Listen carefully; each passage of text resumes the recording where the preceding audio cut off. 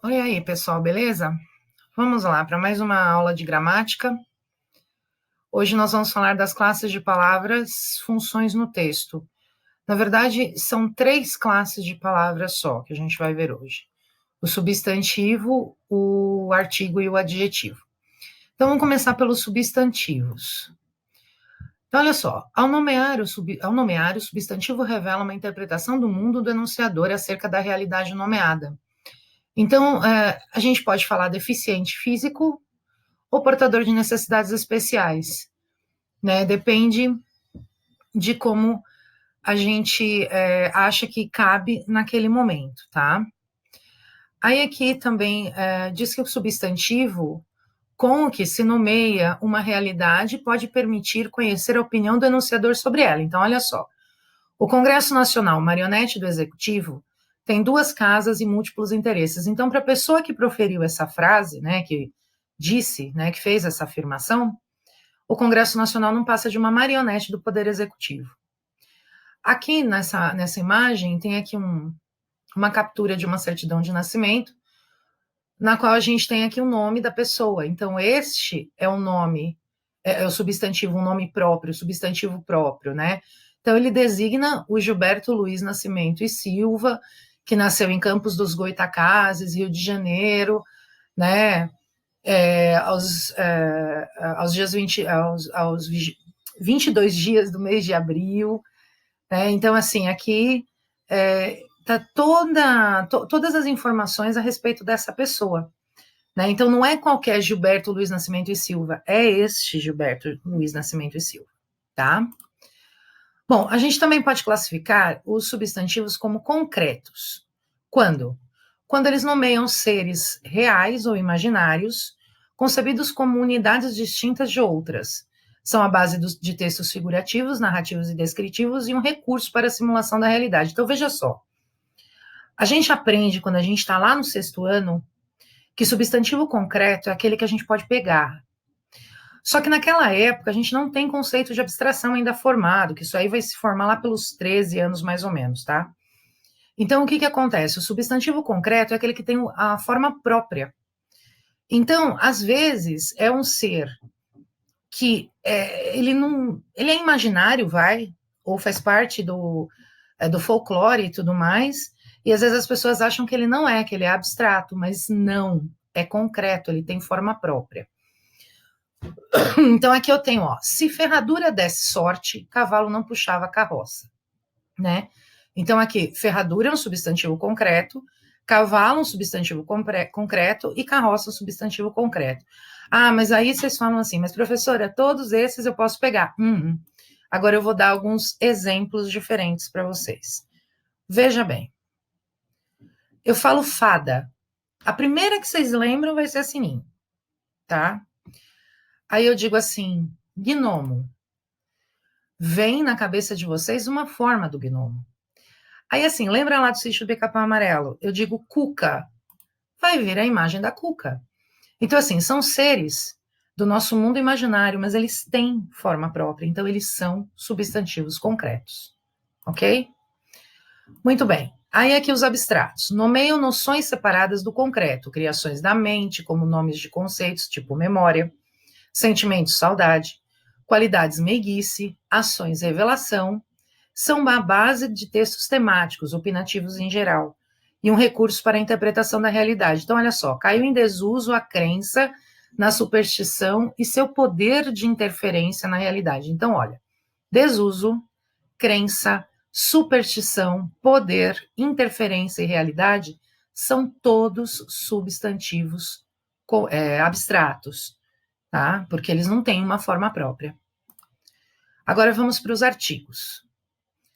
Então, assim, primeiro vamos voltar quem são os artigos, quais são esses artigos, né?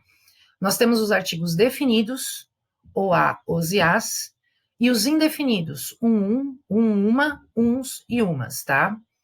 Então, quais são as funções dessa classe de palavras? Eles têm a função de indiferenciar e especificar um nome. O filho prometeu aos pais não fazer uma prova, mas a prova. Uma prova é qualquer prova. tá? Mas a prova é aquela prova, né? Então ele dá uma ênfase, tá? Uma função de totalização. O Estado vai doar roupas para os 500 desabrigados pela chuva. Então, assim, todos os 500 vão receber a roupa doada pelo Estado.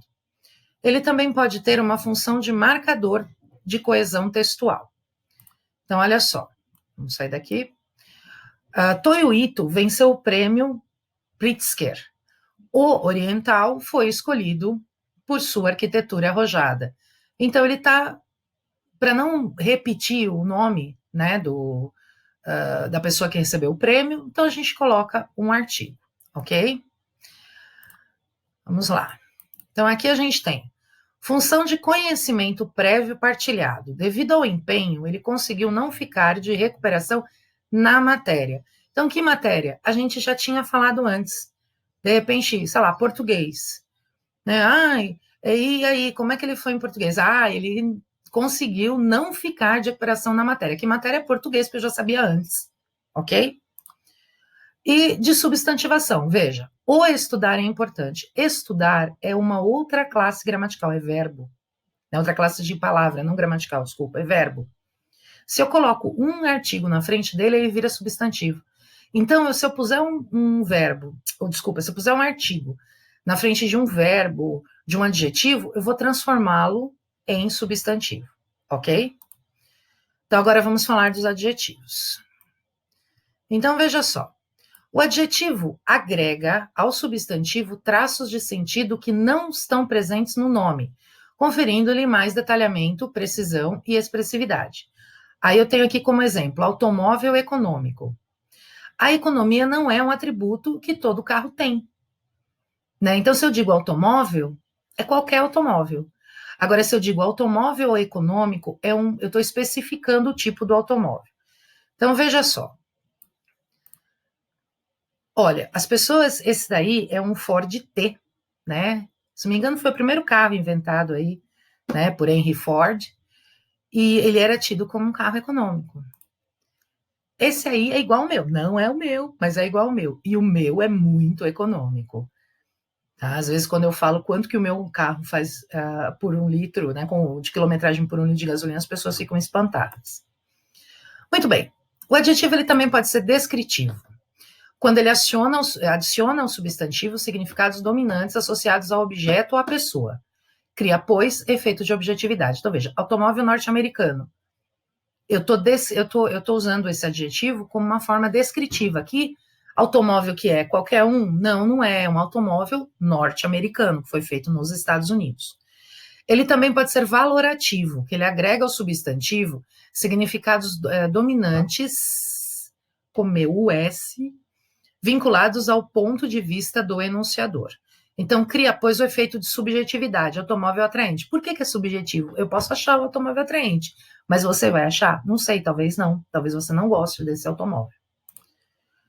Aí, quanto à posição, em relação ao substantivo, o adjetivo ele pode dar outra conotação, dar outro significado. Né? Então, ele muda o sentido. Por exemplo, rainha falsa, que é uma rainha mentirosa, é diferente de falsa rainha, que é uma impostura. Tá? Ele muda de classe. O amigo professor, né, que é um substantivo, né, a palavra amigo aí é um substantivo, o adjetivo amigo é um substantivo, e o professor amigo aí com função de adjetivo, tá? Ele acentua a subjetividade, então obra fantástica, fantástica obra. Obra fantástica, gente, pode ser entendida não só como uma obra super legal, ela pode ser entendida como o tipo da obra, lembra? Né, o texto fantástico é aquele que tem coisas do mundo sobrenatural, mas também tem elementos da realidade. Aí uma fantástica obra, aí sim, uma obra super legal, tá? Então é isso, galera. Agora, exercícios na apostila, nessa primeira aula, e na próxima aula tem MTC, ok? Beijo.